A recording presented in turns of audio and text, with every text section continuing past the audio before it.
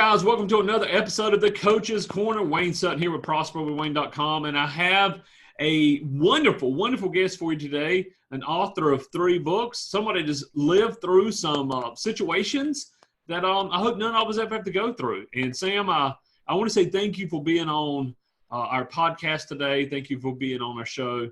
And, we're all about creating health, wealth, and happiness. But to create health, wealth, and happiness, you got to be alive.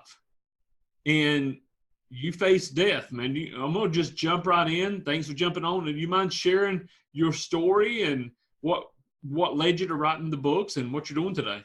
Okay. Thank you, Wayne, for having me on this show.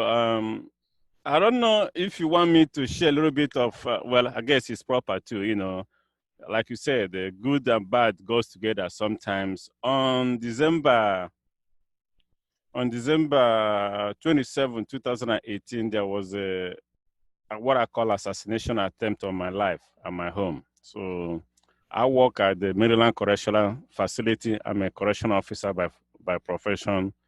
On that evening, December 27, 2018, I wake up at the middle of the night, almost at 2 a.m. My house is almost rattled with bullets and gunshots. So miraculously, I survived it, and I give God glory. It's currently under investigation by the police, as no one has ever been identified or charged with a crime, but it's pending now. But that's kind of the trauma I went through last year. It wasn't just that, even it happened again on the same attempt was made on December 17, 2019. Again, I survived it. Again, it's not my glory, it's the glory of God. But that's just a snapshot of what I want to pass through. But going back to your main question of the book, these books, I wrote them at different points in my life. Coming from Africa, before we come here, health is not as that scientifically as it is already here by modern medicine. What I mean scientifically, by use of different modern technique. Back then home, we use herbs and amulet or herbs or tree or roots or whatever. Sometimes most of these are basically by what I call beliefs. In anything can work as long as you believe it will work for you. So when I came here, I'm still, like you can say, I'm still part of my heritage and culture. I see a lot of disparities between the modern medicine and the traditional African root medicine. So I wanted to create some kind of a bridge that will give people kind of idea or something to look forward to, maybe to see a balance whereby certain diseases are not cured by modern medicine. They can be cured by traditional or herbal treatment. And that is why I wrote the book, basically to give a glimpse of other alternative that is available there to treat any kind of disease that one man. And Sam, I hate to interrupt you. What was the name of that book? What's the name of that book? Or do you have a The name of the book for the nutrition and the herb is called Mbisa Association Nutrition. Awesome. Okay. Mbisa means the country I come from, and I coined that name to use it, but it's a nutrition. I can't sell it as a medicine because I'm not licensed. I'm not the licensed physician. I understand that. Yeah. You have to sell it as a nutrition. Yeah. Okay. Yeah, awesome. And so that book, we're definitely, and again, guys, if you're reading this, you can see below the comments. Pick up the books. Can they pick it up on Amazon, Sam? Is that where it's available? Yeah, it's available. Amazon, Barnes and Nobles, anywhere books is sold. But most importantly, also, I'm giving it away free this week. You can email me or contact me, and I'll mail anyone a copy as long as it's done within this week. And again, I won't even charge you for the shipping. I'll still pay for the shipping for you, just to get the book out there. Okay, so now since this is going on the World Wide Web and will be available forever and a day, so this is for this week. So we're at the basically this is going to be released on about the 1st of November, so yes. Of 2019. If you're watching this and it's after that, go to Amazon, pick up the book. So Sam, tell us though. Okay, so the nutrition that you're really talking up my alley, creating health, wealth, and happiness. I do know there's power in belief. I'm a Christian minister.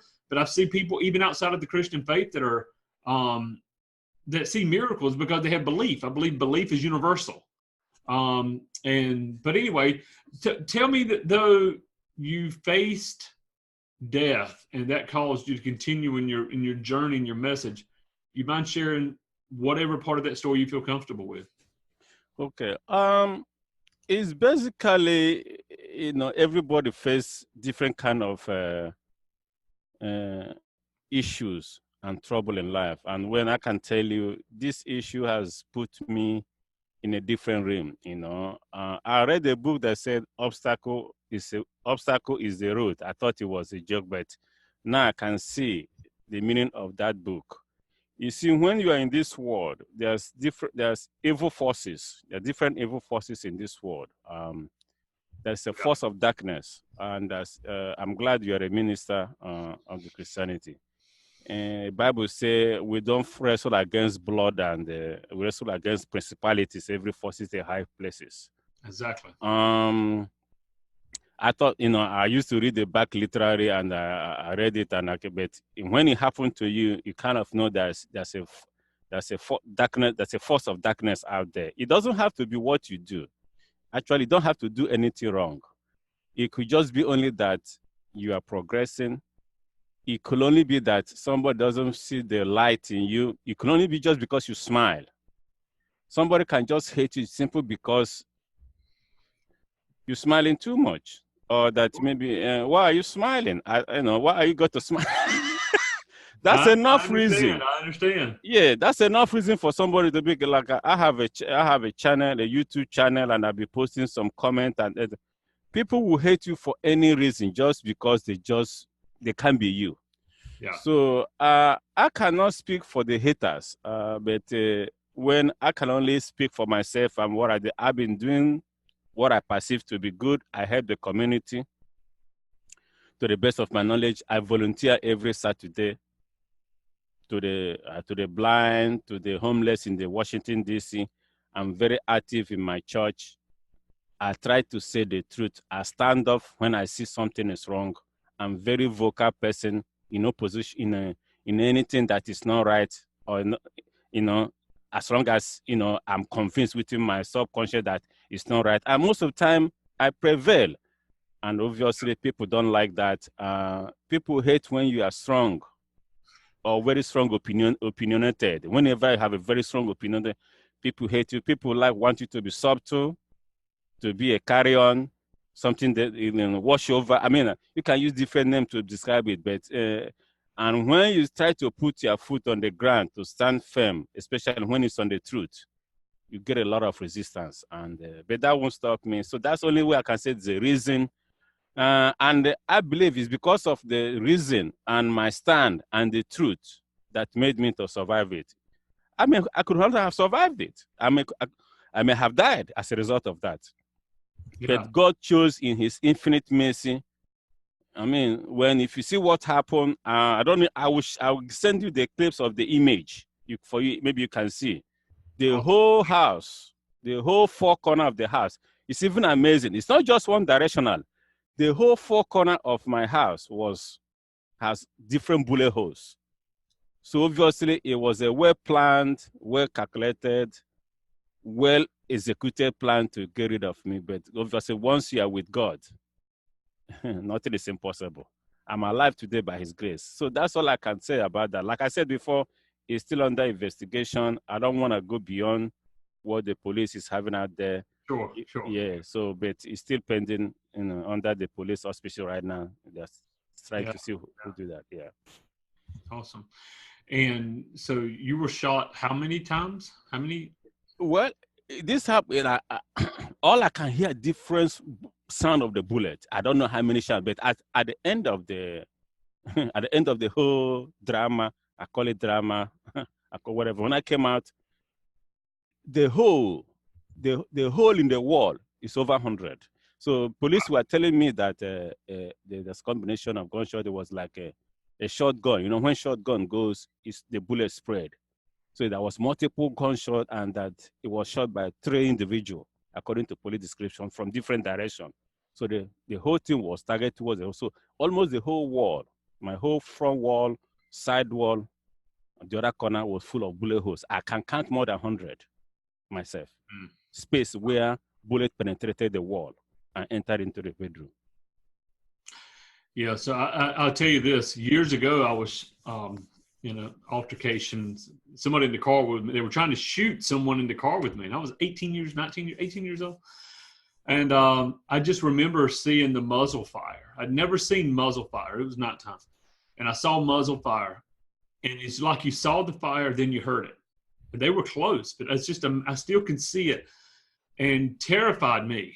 So luckily, I was not injured. I was able to get away. Mm. But to imagine to really be that close and to see it, it's got to be an image that just stays in your mind. How do you handle? How does somebody that's going through trauma like that handle that replaying of that mental image? It's amazing you ask this question. When I was back home in Africa, back then, that's what they kill people that committed grievous crime or murder. They kill them by firing squad. They line them up, and the military will come and tie them as kind of a tree or whatever, and people will be behind the military, and they will march and line them and shoot them by firing squad. I mean, these are people that kill a lot of people, what they call firing squad. Yeah. That was when I was, I think, 7 or 8 or 9 year old back then. So, but this time around, if you can imagine, I was in the house. I was like being tied in a rope. And you have people firing, not one, not two, according to the police, up to 3, with different types of ammunition and gun at me in my own house, in my own home, in the only safest place I could call home. I mean, I can't even imagine how I feel. It just because I'm very strong and God has been helping me, this will have sent any normal person to depression or even psychiatric problem. But I'm such a strong person naturally that I'll be able to even talk about it. I just want you to feel a glimpse of being in one place, no escape route, surrounded by bullets firing in every direction at you, and you're inside the house. You can't escape. There's no place to run. I don't even know where it's coming from. All I'm hearing, buai, buai, buai, buai, buai, buai. It happened for almost about, maybe about 3 or 4 minutes, consistently, hearing that sound. I was shouting. I was calling the Lord. I can't run because the door even said the hole was in the door. The bullet of the gunshot hole was in the door. I will show you the image. When I'm saying it, it sounds like a movie or like something that happened. But this is actually life. Yeah. Actually life. I went through. Now, were you the only one in the home, Sam, or was there some? No, I have a couple of people in the home, but I was the only one on the upper level. Other people was in the basement. I was the one living on the main house of them. Most of the people was in the basement. Yeah. Oh, wow. So you've written 2 other books. You mind telling us about them? Because I want to hear your whole story. I know the people that are listening, they're going to want to hear this story. I have, again, and I'm going to write more too. I know you would like to know that, but there are 2 books also. One is about health. I wrote this book. It's called Erectile Dysfunction. The reason why I wrote this because one of I don't know if I'll say it. I have issues with only what you feel comfortable telling. We're all adults here, I hope. One of my girlfriend dumped me some time ago. That he, after we having an encounter, he said, "Man, he didn't feel the way he didn't get it, so he dumped me." He said, "You know what I mean? I'm not gonna say further." So I understand. So I said, "Okay, yes." Then I went into research to find out what causes erectile dysfunction and what is the predicament, because I was kind of embarrassed too. Then I come to find out that it's sometimes caused by depression and lack of excitement. It's not necessarily a disease. It's just like it's a something mentally that you can be able to put yourself into for you to be able to perform that. Most of the time is maybe having a relationship or having something at the wrong time when you are tired, because I work too much. Sometimes energy has been exacerbated in an area. You come home, you cannot perform or wherever you do what you're supposed to do according to them. So I went into this research and I discovered that almost 90% or 80% are psychologically, not even a disease. It's not a disease. Wow. And I can tell you, after going through it and finding out the fact, I basically, I don't know whether I can tell you anything, but I take care of, I assured myself, and that thing becomes a myth now. It's no longer a reality in my life. So I wrote a book to help other men who may have been going through the similar situation, to tell them that there's nothing wrong with them. It's not a disease per se, even though other disease may contribute, like taking blood pressure medication or being a diabetic. But my case, I have none of those. So it has something to do with your state of the mind before you have a relationship with your woman. And I advise them how to put that their state of mind in perspective to be able to perform optimally during sexual relationship. That's awesome. That's awesome. I think it's very important because I think a lot of people, A, they beat themselves up, or B, they automatically think it's some kind of, like you said, a disease. What's wrong with me?